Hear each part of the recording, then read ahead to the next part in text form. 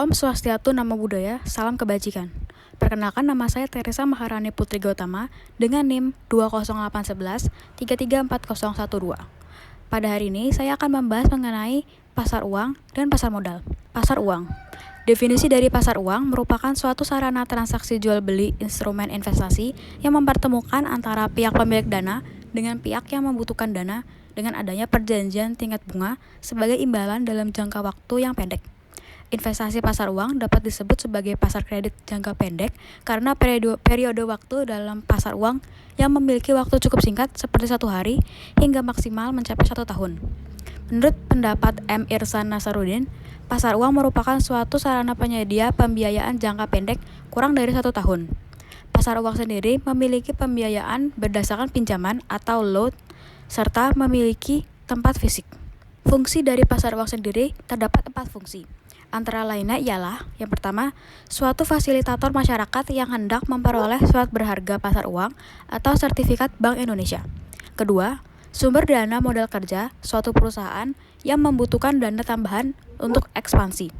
Ketiga, mediator kegiatan investasi dari investor luar negeri terhadap pengusaha lokal berupa kredit jangka pendek. Dan yang terakhir, mediator serta fasilitator perdagangan surat berharga dalam jangka pendek. Pelaku. Terdapat 8 pelaku dalam pasar uang. Antara lainnya ialah, yang pertama, bank, kedua, yayasan, ketiga, dana pensiun, keempat, perusahaan asuransi, kelima, perusahaan-perusahaan besar, keenam, lembaga pemerintah, ketujuh, lembaga keuangan lain, dan yang terakhir, individu masyarakat. Produk pasar uang. Pasar uang sendiri memiliki 8 instrumen yang hadir dalam bentuk surat-surat berharga.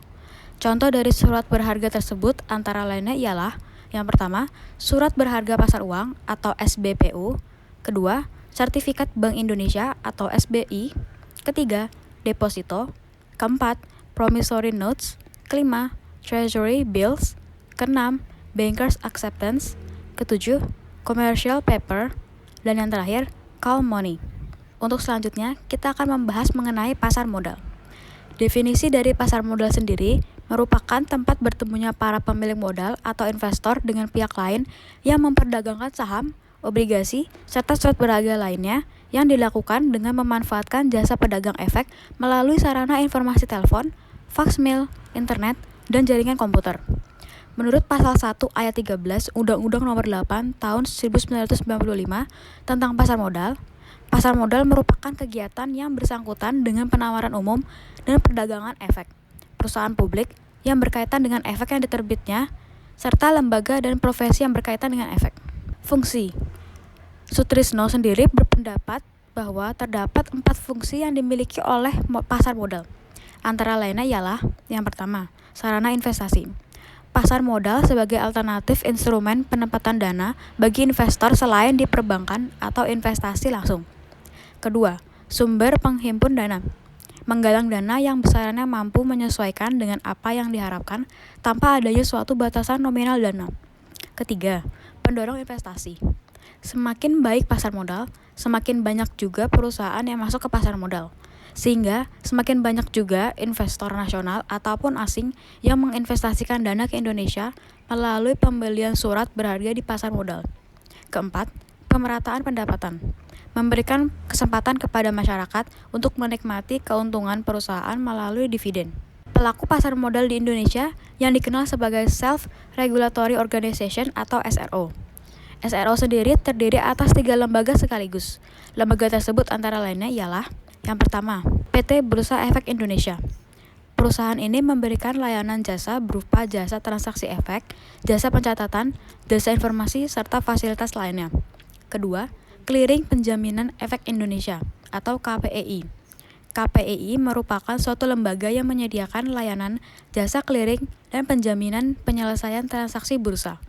Proses clearing sendiri merupakan suatu proses penentuan hak serta kewajiban anggota clearing yang timbul dari transaksi efek yang dilakukan di bursa efek. Dan yang terakhir yaitu Kustodian Sentral Efek Indonesia atau KSEI. KSEI merupakan suatu lembaga yang memberikan pelayanan berupa jasa, penyimpanan, serta penyelesaian transaksi efek yang meliputi kegiatan pengelolaan aset, jasa kustodian, dan jasa lainnya. Produk pasar modal. Secara umum, telah dibagi menjadi dua bagian. Yang pertama, ada pasar modal investasi langsung, yang mengandung yang pertama, saham, yang merupakan suatu bukti kepemilikan atau penyertaan dalam perusahaan. Kedua, saham syariah, saham yang dalam bidang usahanya telah memenuhi beragam prinsip syariah, seperti perusahaan yang hutangnya tidak berlebihan dengan debt to equity ratio atau DEP ratio, bidang usaha yang tidak bertentangan dengan syariah, dan pendapatan yang tidak memenuhi kaidah syariah. Ketiga, obligasi, efek yang berbasis surat hutang berupa pemberian hasil kegiatan investasi yang bersifat tetap selama suatu periode tertentu hingga jatuh tempo. Keempat, sukuk. Kelima, efek derivatif, suatu efek turunan dari efek utama yang memberikan penyertaan ataupun hutang.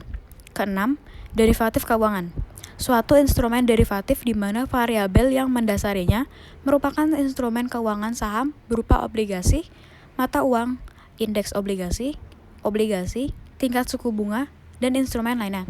Dan yang kedua yaitu reksadana konvensional dan tidak konvensional, lembaga yang terkait dalam pasar modal.